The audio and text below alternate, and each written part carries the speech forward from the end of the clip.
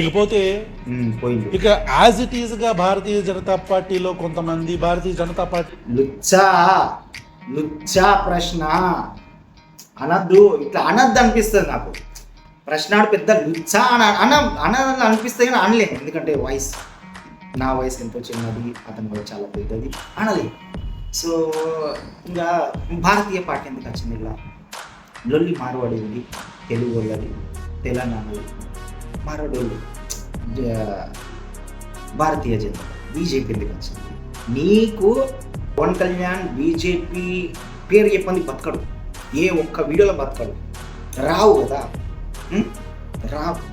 అసలే బరబ్బర్ నుంచి బయటకు వచ్చిన లోఫర్ నా కొడుకులు కొంతమంది వచ్చేది మళ్ళా ఈ మార్వడి గో బ్యాక్ అనే ఒక స్లోగన్ గురించి కావచ్చు, దాన్ని మాట్లాడుతున్న వాళ్ళ గురించి కావచ్చు, ఇది ధర్మం మీద దాడి, ఇది హిందువుల మీద దాడి. మీరు కడుపుకి అన్నం ఏమన్నా తింటున్నారా లేకపోతే పెంట తింటున్నారా మీరు?